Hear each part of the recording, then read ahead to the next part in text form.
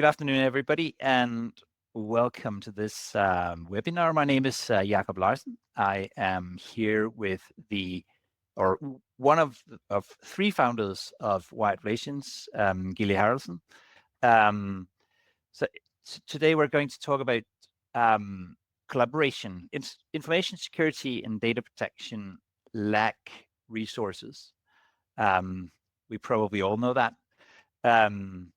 And it's our experience with the people we are talking to.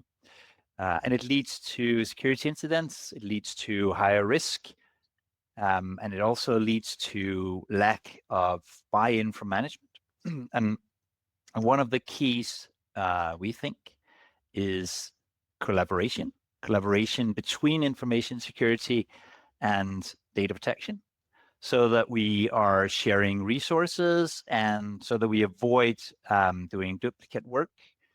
And the good thing is that we see more and more of our customers and others in the business doing this, working on just that, working on getting better at collaborating and sharing resources.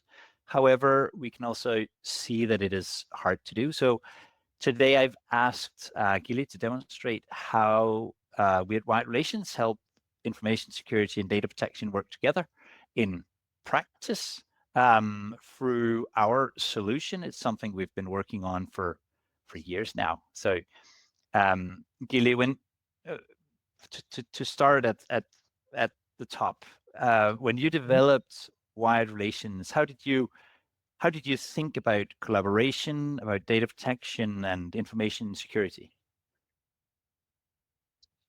Well, when we started, everything was about GDPR, and we were closing in on May 2018. So people were prepping in spreadsheets and Word templates and what have we.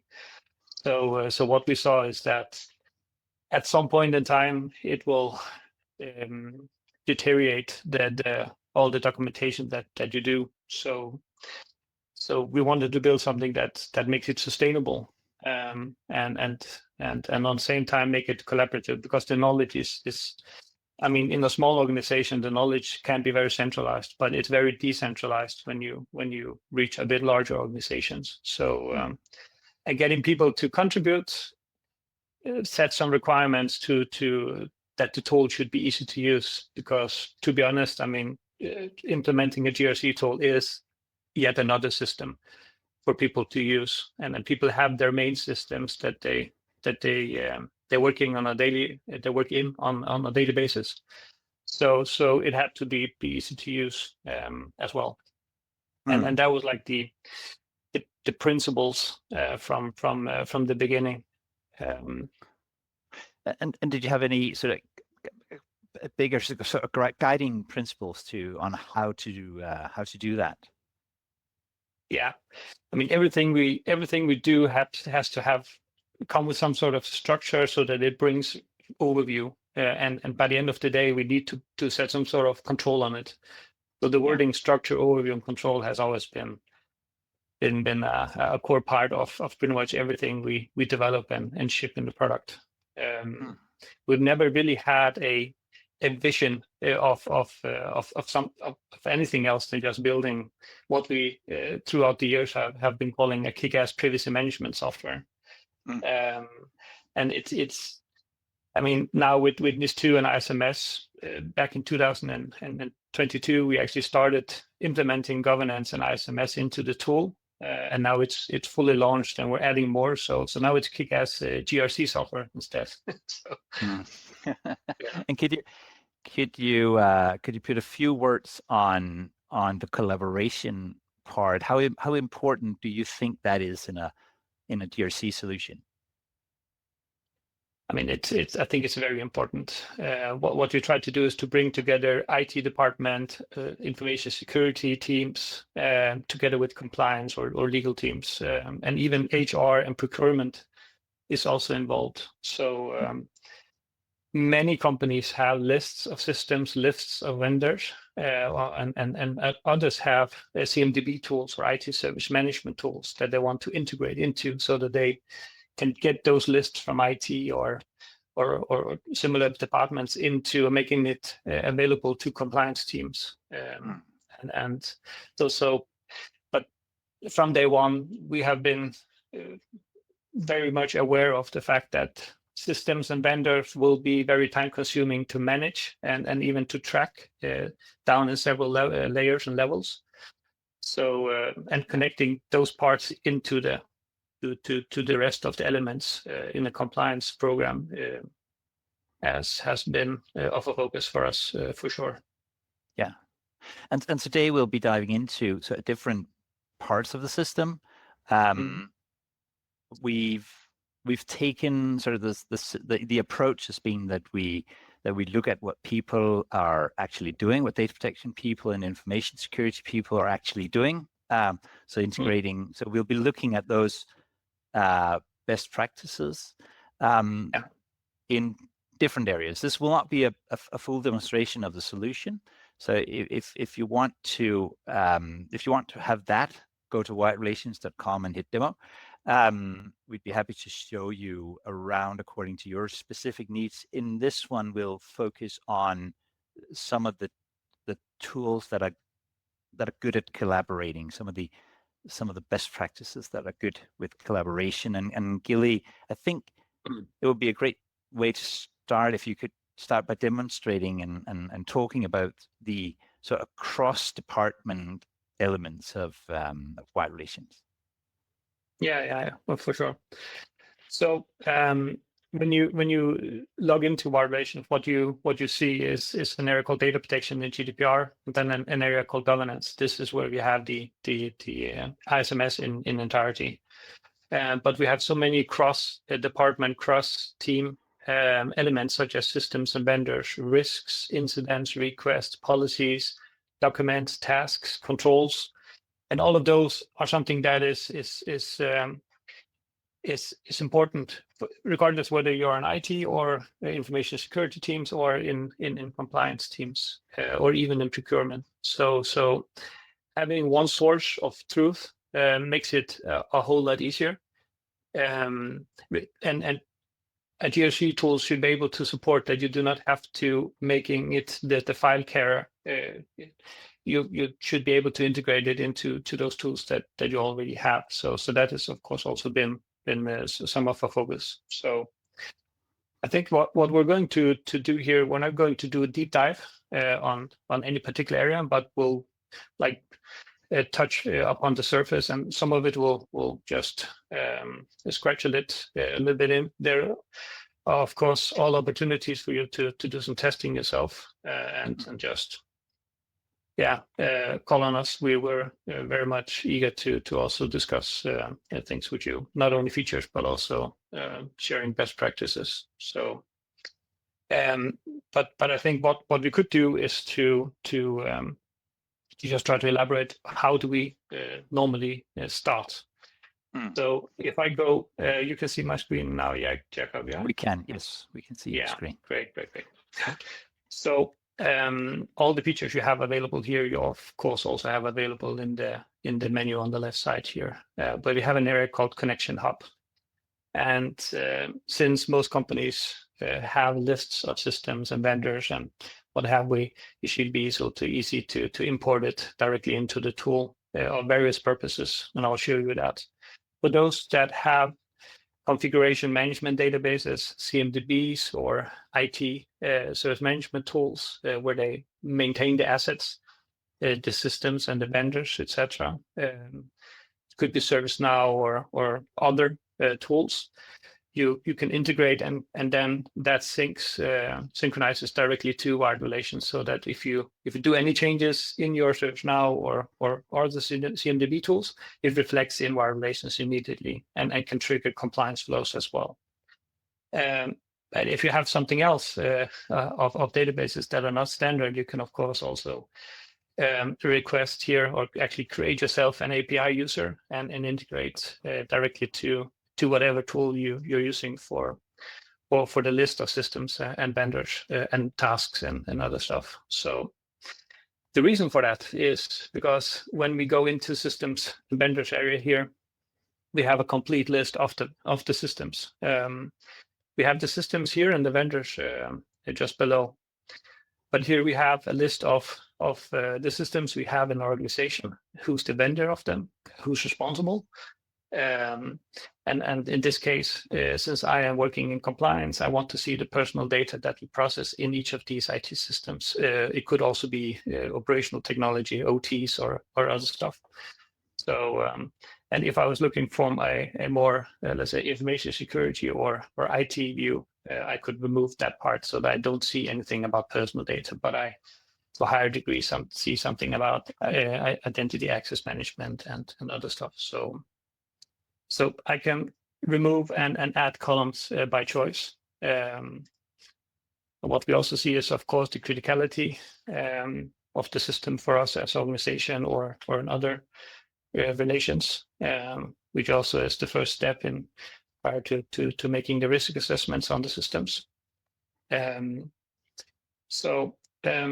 What we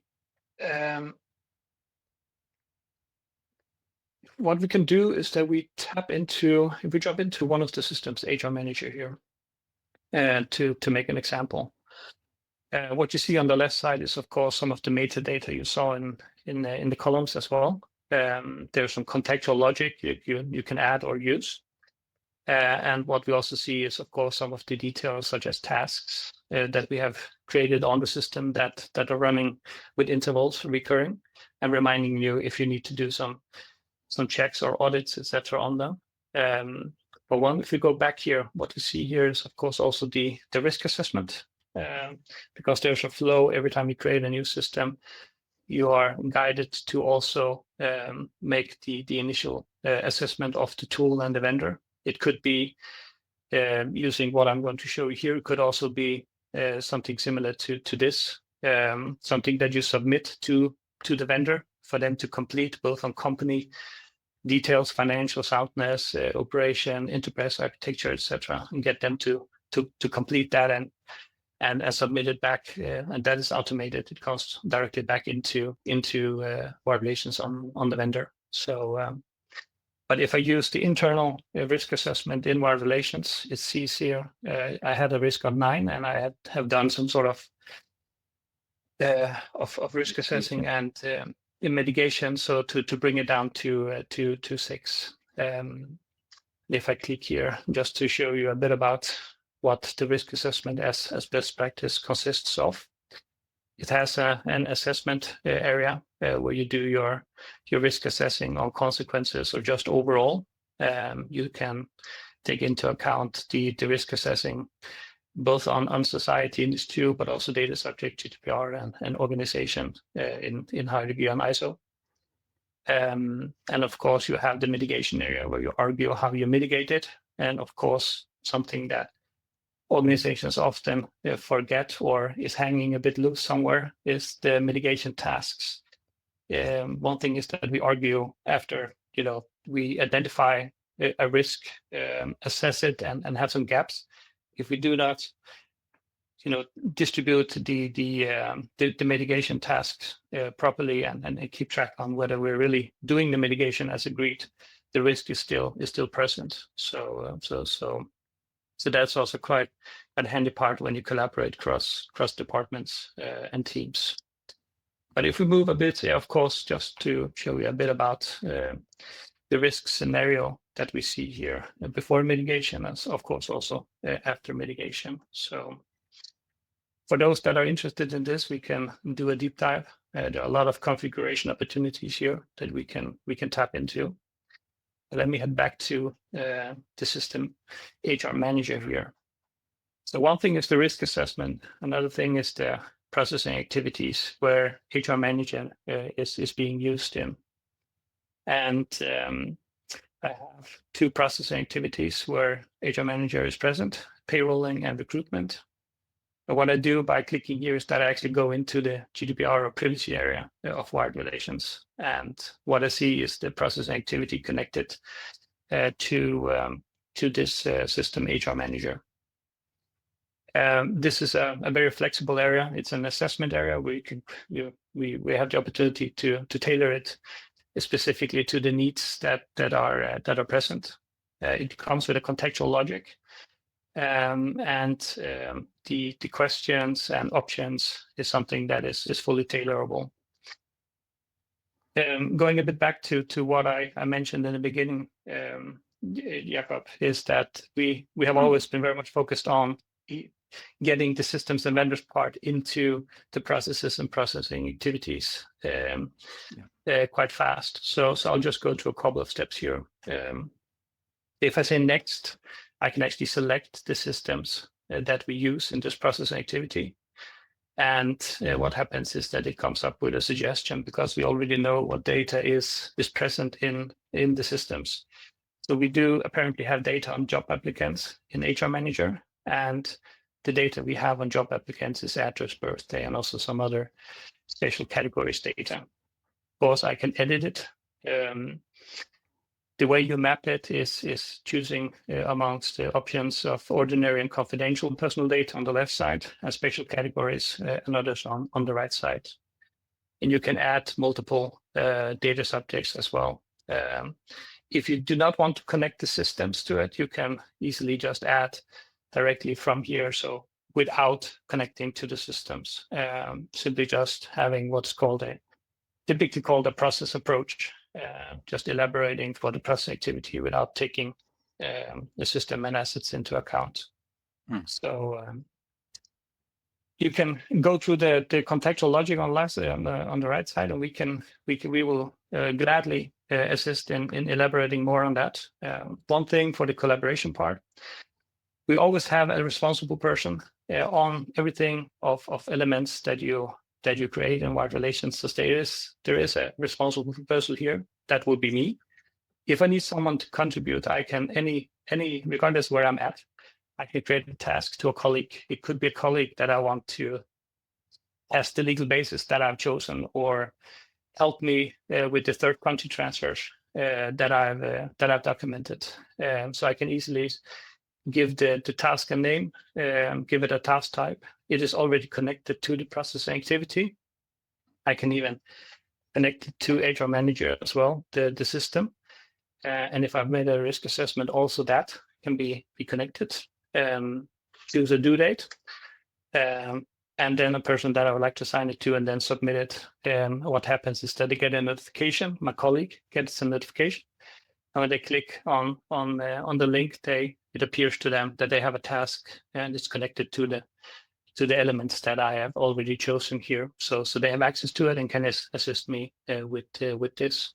So it's a good feature for collaboration, and since we launched it, it's something that we've received a lot of very positive feedback back on. So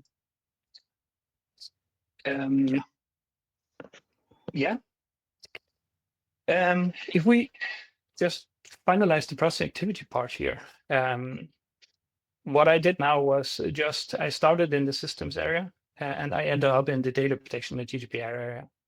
So when I click here, this is the area where I have all the DPS and TS, LIAS, and all the other assessments that can be added. Yeah, exactly. To document all the processing we do. When I just click on the processing activities area, I have a company structure on the left side, so I can manage larger organizations, and I can differentiate between and copy and have some processing activities that go cross divisions or cross legal entities as well. If I want to produce a record for processing activities from within the tool here, I can simply checkmark the ones I would like to export either to Excel or to PDF, where I can even just go down to the reports area here. And since I've already created a couple of legal entities, I would like to see a ROPA, a records or processing activities for UK. And what happens here is that I get it PDF'd out in an easily readable format. So in company UK headquarters, we have HR, and they have a responsibility for the processing activity recruitment. So here, it has been very important from day one to one thing is to map the process activity, and it's nice to see it in a spreadsheet view or Excel view. But if you want to have some engagement from the process owners, you need to hand it to them in a way that they can actually easier understand and that supports the dimensions that you easily reach when you have multiple data subjects and multiple purposes. So what we've done here is that it is something you can share within the tool, and you can connect a task to it, and then that person then needs to review it or go through it. You can go through it together. So simply assigns a responsible department, responsible person. We're a data controller in this matter. These are the systems we use related to this process activity. These are the data subjects we are processing data on, and these are the specific data we are actually processing. So and then, of course, it goes down into from where did we obtain the data? What is the purpose of processing? What's the legal basis per purpose? If we disclose or disseminate data, who's the recipient, and all of this. So, so it's a quite a good sort of a report to again increase collaboration, because it's easy to understand. Way easier than just looking at a view that pretty much often comes in this way in columns. So I think, Gilli, from a practitioner's point of view, what is super important here is the fact that you have a single source of truth among compliance and information security. I think many of us have tried being in organizations where there was a list of systems in data protection. There was a list in systems somewhat different in information security. Somebody in information security was doing a risk assessment, and it was slightly different in data protection. So having this one source of truth and actually pulling it from the original source through the hub, I think that's super important. And the other thing, having the connections so that the risk assessment is connected to the system, which is connected to the processing activity, which makes it so much easier when you're if information security is starting a risk assessment and then giving data protection a task to assess the risks to the data subjects, and then it's one risk assessment. I think those are super important things. I also think, which you may be able to show me now, that a lot of us are very focused on managing the vendors right now. Especially with these two coming in and information security and also data protection being much more focused on vendors and the risk that they create to us, to society, and to the data subjects. It's a good point. And if we tap into that part, rather than seeing the systems, I just click on vendors, and here I have an overview of all the vendors we have in our organization. And as I mentioned before, if you have procurement systems or other systems that you want this to, or contract management systems that you want this to pull from, that is easily done.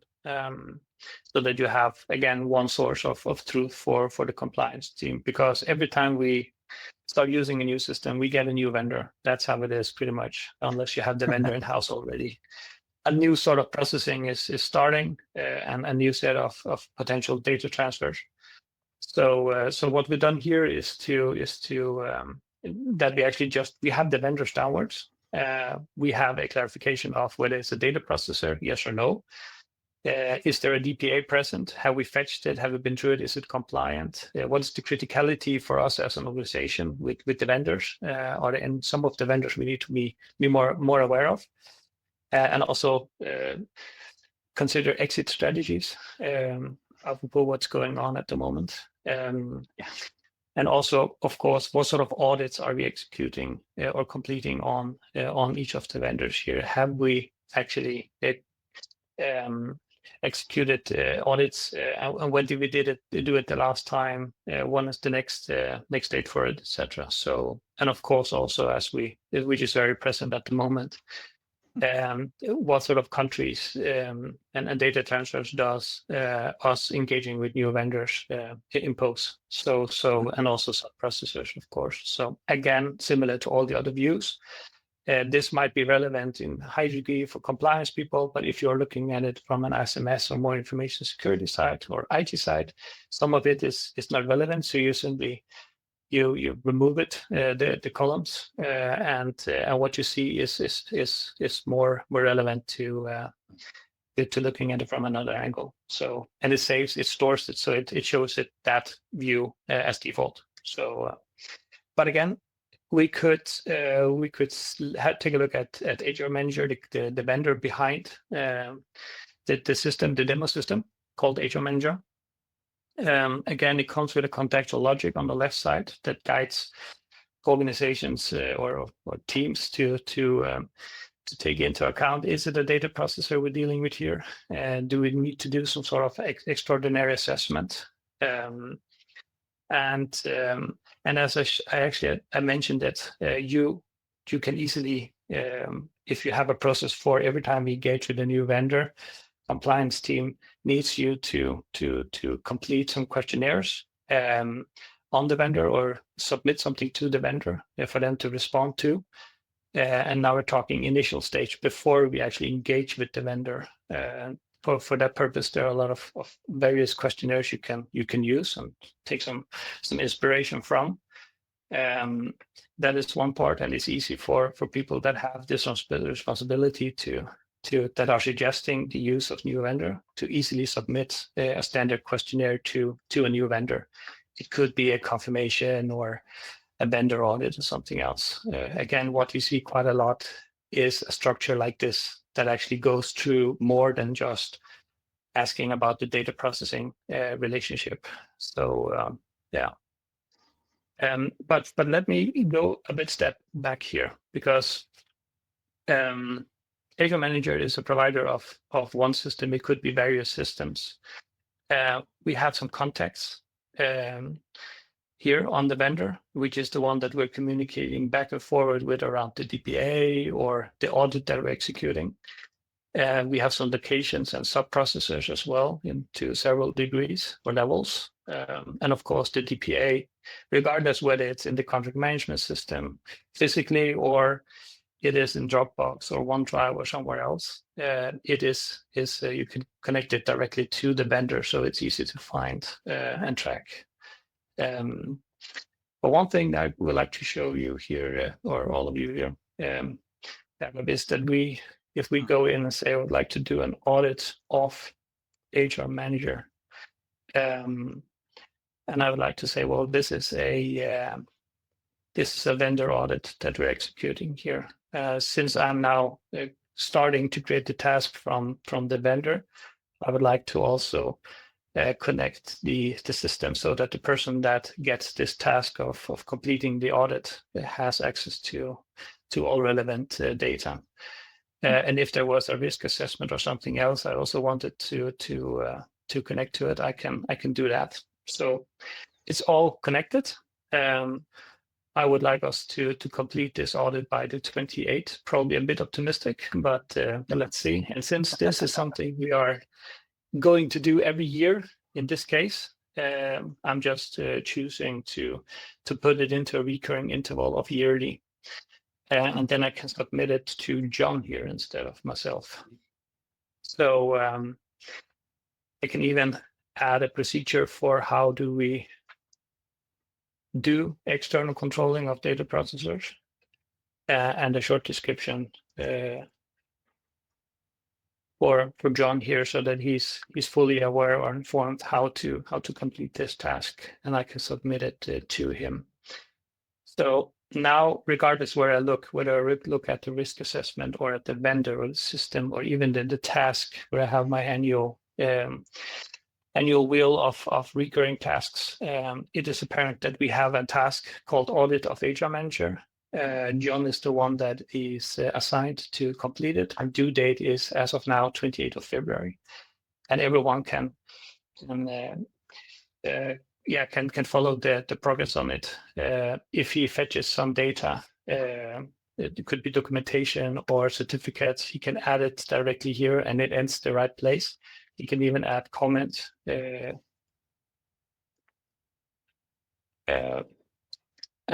then I'm notified as well that something is going on in this case. So I can assist. But what is even more interesting is that the task has its own life. That's like the reminder that we need to do something, and it's also where we place the evidence that we have actually completed the audit. But I can put the vendor into an automation flow. I can simply go in and use the same feature as before.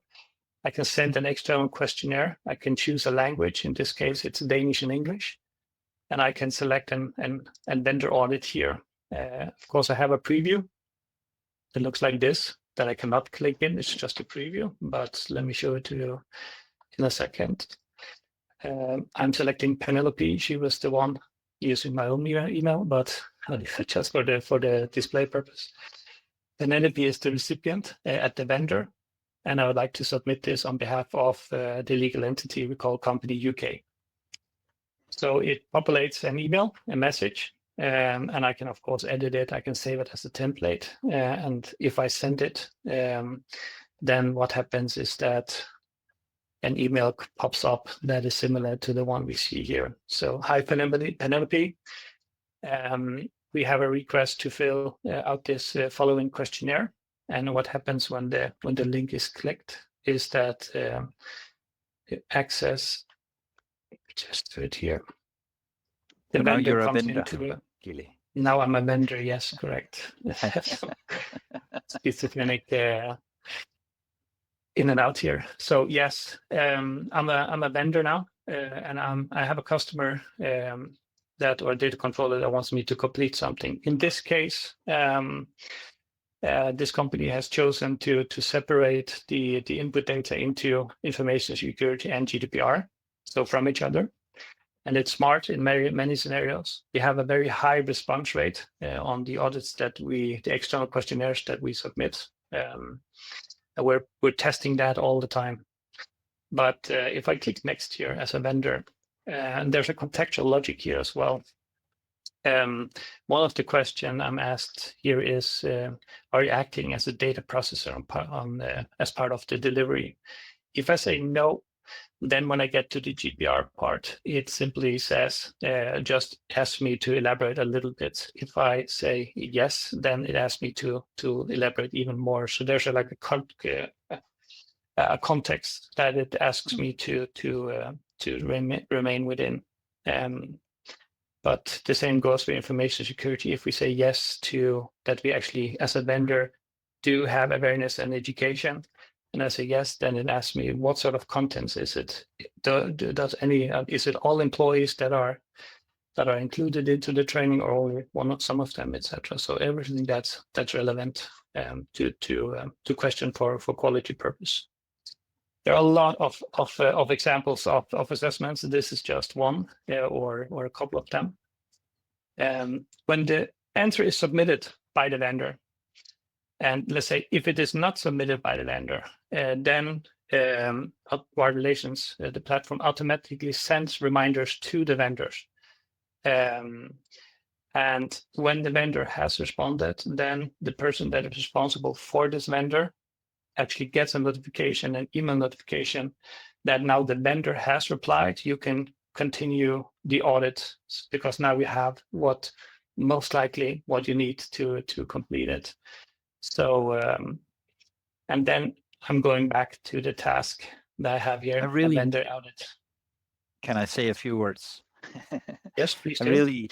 really love the, again, from a practical perspective, and the psychology in the contextual, in the contextuality the vendor audit, because I do believe that the reason why we're getting so many answers before we have to notify, I think that's because it looks as if you can fairly easily do this, and it sort of opens up. I think there's a psychology to that when you receive it, it doesn't look like I've had myself, emails with you have to open some Excel spreadsheet and there's multiple columns and you have no idea what you're looking at, and it makes it hard to even just the practicality of answering the questionnaire. I think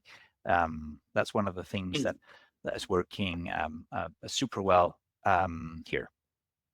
Yeah, we often get questions, why have we separated the audit itself, submitting questionnaire and coming back? That's like one audit. Why is it separated from the task? Why is there even a task involved in this? And the reason is you have vendors where you do not submit a questionnaire, where you simply just retrieve some certificates and you don't even send a questionnaire for them in some situations. And so you for each vendor you define what sort of audit type are we executing, but the evidence tracking is always parent on the task itself. So what I can do now, let's say if I did retrieve the response, I would, in this case, I would get it returned in a PDF format that is locked, of course.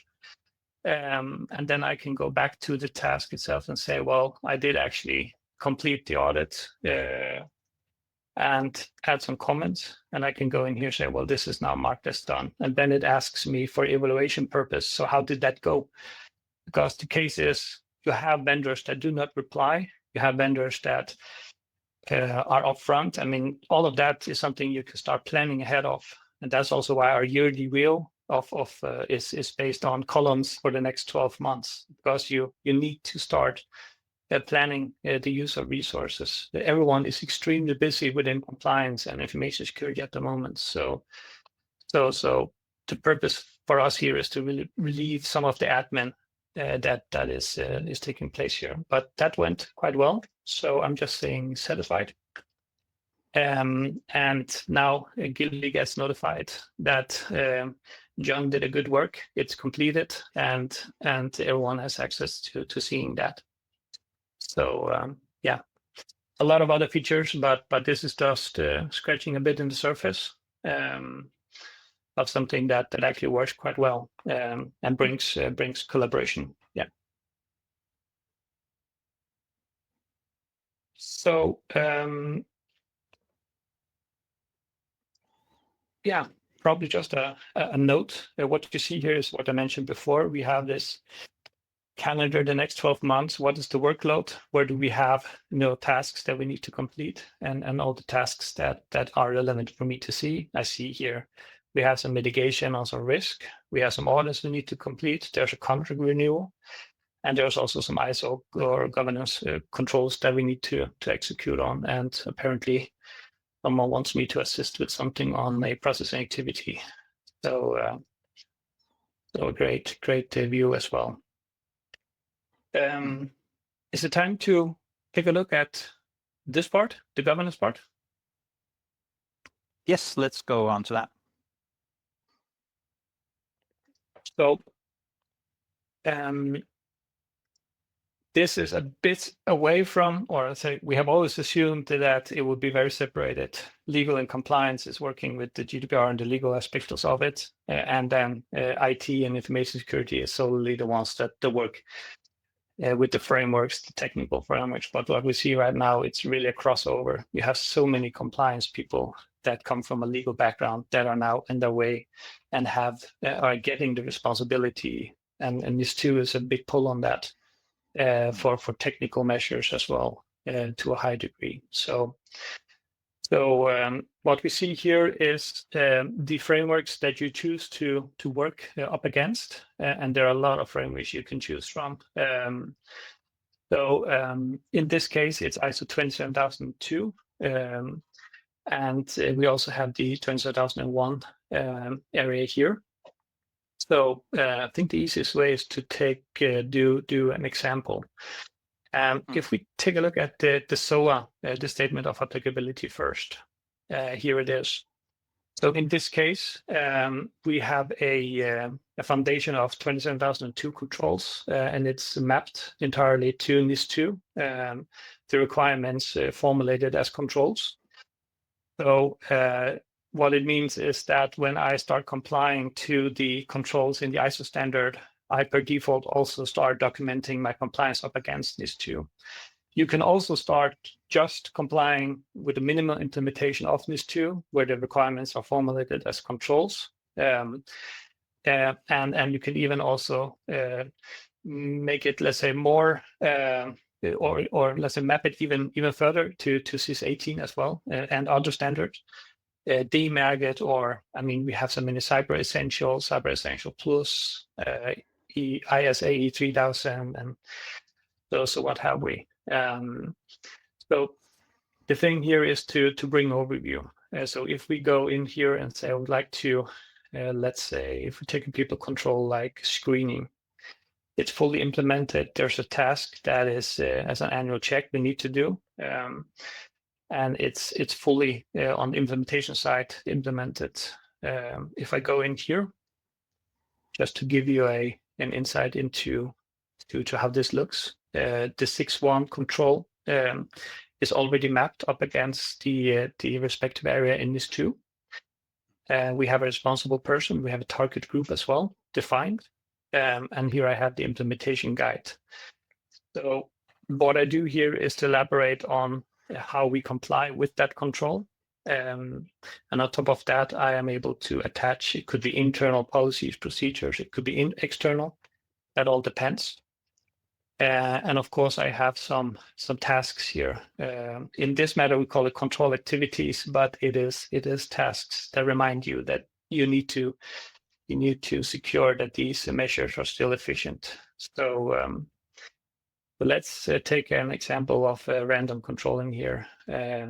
It's Maria that is responsible. It's put into an interval of quarterly completion, and the next time is in the 7th of May. Though for those that do not know, 6.1 is the screening of employees prior to employment. So it's screening of candidates prior to employment. In most cases, you need to take 2 references from past or previous employers if they have access to, confidential data, etc. You need to check criminal records, etc. So what we have here is naturally a random controlling of, is that something we actually do when we do employ people in our organization. So every time you employ a person, you need to ensure that that procedure is being completed and what's called executed. So and now we have a task that reminds us. So every 3rd month, quarterly, there's a person in our organization, Maria in this case, that is checking, is this something you still do? And the last time it's done, this is the test. The evidence for 3 selected employees have been delivered. So the evidence is present, and I have a link to where it's at. And the task has been completed here. So this is something we do on a regular basis. So if I click here on previous tasks, I can actually see this was me completing it, but back in November, Maria did actually complete it. So I can see what sort of documentation did she collect back then. She has an evaluation that says unsatisfied, so something went wrong with it. Perhaps we're not even executing the procedure that we have documented we should do. And his I can follow through and have a complete log of the control that we are executing. So another task is, of course, here that we also need to assess whether this procedure is still efficient. So again, there's an audit log and everything available here. But regardless where I look, if it is in a control, if it is under system vendor, or it is in the task area, I have an overview of what is relevant and what we have to do the next 30 days, 3 months, etc. So And yeah, and if we're working with multiple frameworks and regulations, which a lot of us are, in this case it was ISO, it was NIS 2, and it was CIS 18. And the screening part is basically that is something that we need to do for NIS 2 and ISO. And so we do this, and then it is actually controlled in both frameworks, so that we don't somebody is doing it on NIS 2, and then somebody else is doing it with ISO. Correct. So it maps across the multiple frameworks. Okay. Yeah. This particularly this place or this area of wide relations is something that we from beginning to develop this in 2022 and the patching we've been doing on this and testing is to really respect the fact that this is new to a lot of people. So it has to be very user friendly. It has to be logical, and we're even lifting the front end even further in the next couple of weeks. But there are continuous improvements to make it easy to use, because if it's not, it's the collaboration part will simply not be present in it. So one detail here is that the elaboration I do on how we comply with this control or these controls is what is present in the governance document area. So if I scroll down to here, screening, here I can actually, I don't have to go into the control to start documenting. I can do it from the governance document area here. And when I'm done doing the changes, I can publish a new edition for distribution. So, and I can even target or select based on target groups before I publish. And all of these editions the same way that I have my documentation and logging and history of it. So those are quite nice as well. Yeah. An area we can do a lot of deep diving into, and glad you will do. So what I think we should do now is take a look at simply tasks. I did touch a bit upon it before, but if I go from this overview, I can just click here, see all my tasks. I can also click in the right corner here. But these are the tasks that I have due for, let's say, the next 30 days. So I have some audits I need to do. I have some contract renewal, etc. And I can open these tasks, and I can give it to someone else, redistribute it to someone else to complete. I can communicate within them, etc. And there are some various views you can, if I start working on this, establishing a new secondary IP address, doing some mitigation on the risk we have identified. I'm now added it to in progress, and people are aware that I'm now starting to work on that. So again, collaboration and an insight into progress on everything we do in here. So all of this is exportable. So you can actually export it directly from the tool with all the columns and details, but it also integrates into other tools like ServiceNow and Autotask and Jira, etc. So that if you have your more technical or the broader organization using those tools on a daily basis, and you want to include them into evidence tracking, you can simply connect to that integration, and it is then sent through those, and with evidence tracking, whatever they do, changing status goes back into our relations as documentation. So again, some quite neat feature. Yeah. I think a nice thing here is that because you have an opportunity to do the task or to create tasks from almost everywhere within the system, you're actually building your yearly schedule of tasks. You're building it from the bottom up, instead of trying to predict everything from the top down. So if you have 150 systems, you'll actually by having 150 tasks to do different kinds of audits, you're actually building, and you can actually have a look at your resources at a real level, at a real practical level. I think that's a nice Correct. that's a nice part of it. I'm thinking one of the things that I know everybody is asking, I'm being asked 2 or 3 times a week, how do we report to management, and what do we report to management? Yeah. Okay. So let me just respond to the first. You mentioned about the annual wheel. I did receive this from Annette prior to going into this demo here. So this is a very good example of, this is something you can find on our website. So this is a very good example of when you combine the common workflows, the information security controls or tasks, and the data protection tasks, the GDPR tasks.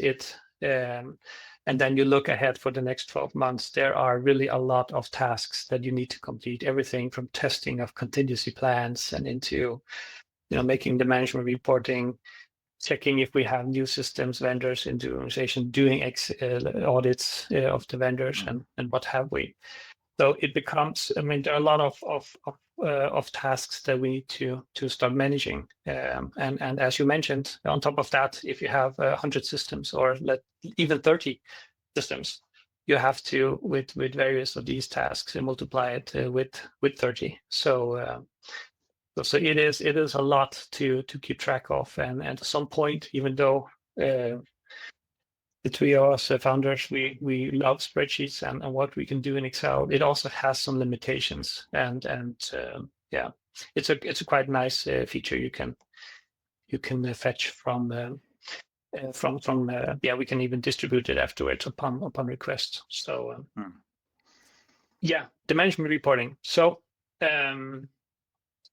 let me give you an example. We actually have the examples guided examples on how you can complete an annual management report on even data protection and information security. But this is a good example.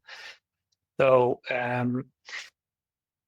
it comes with recommendations what you should remember to also include in your reporting. And when you do, have one source of truth, it's easy to include the statuses. In this case, we have a summary of this year's activities. So it means what is the workload. And this one in particular, when you start accumulating all the tasks that you need to complete with the limited resources, it is easier to communicate with management about budgets and investments and even getting further colleagues in. It is a lot. It is really a lot for many out there. So, but this is the case of summary of this year's activities individually and also summarized. And then a small note about what you should recommend to include. There's an overview of the personal data breaches that we've had, how they're handled, what is the status of them, what is the status of the risk assessment in our organization prior to mitigation and after mitigation. And if there are some particular areas you want to do some deep dive on, elaborate on that.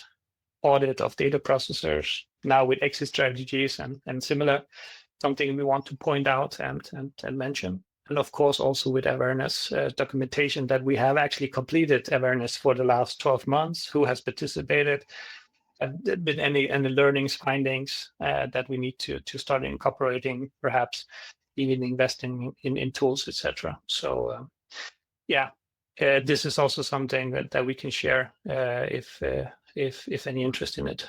So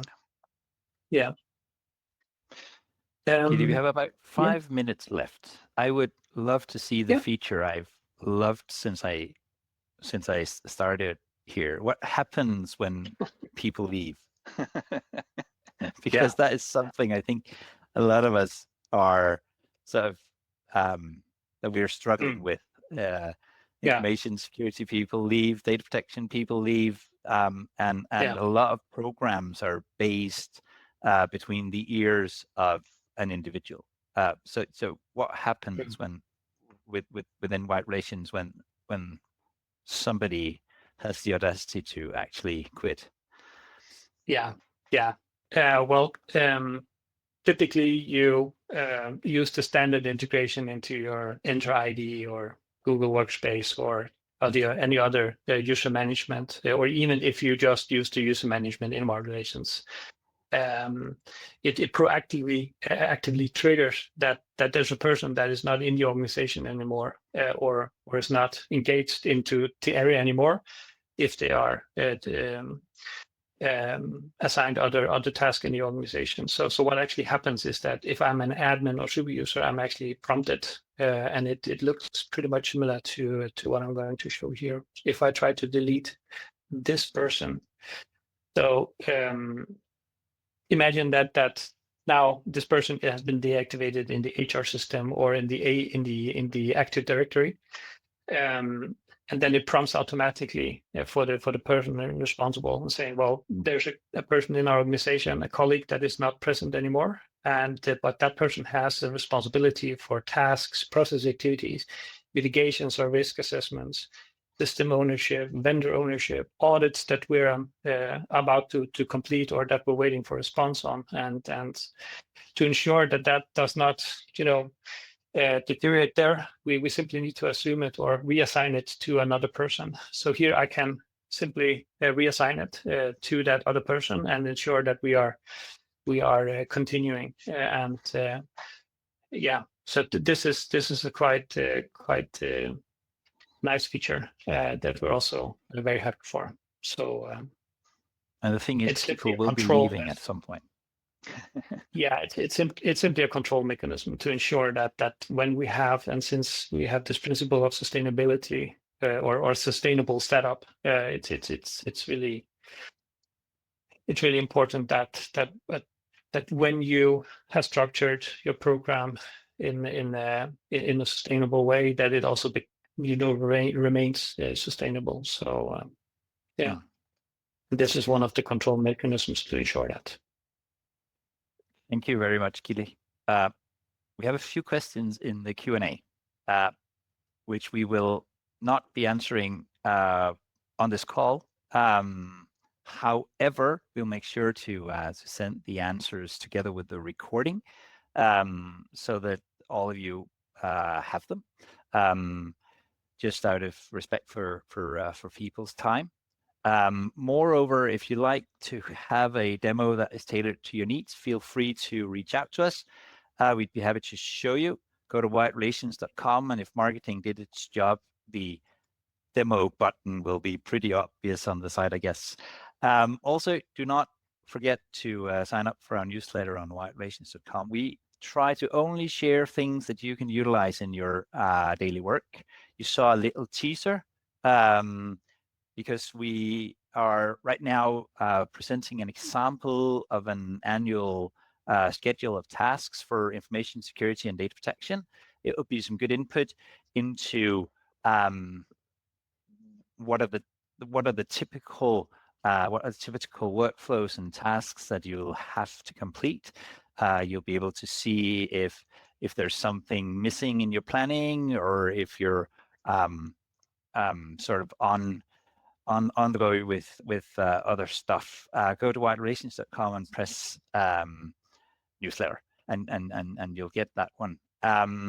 Again, Gilli, thank you to you for the presentation. I know that an hour is a short amount of time for you. You could be talking about this for each of these could take an hour, and if you want to experience that, do reach out to us. Thank you very much, Gilli, for the presentation, and thank you to all of you out there watching this presentation. Do not hesitate. Do reach out to us. Yes, please do. And thank you so much, Aaron. Have a great day.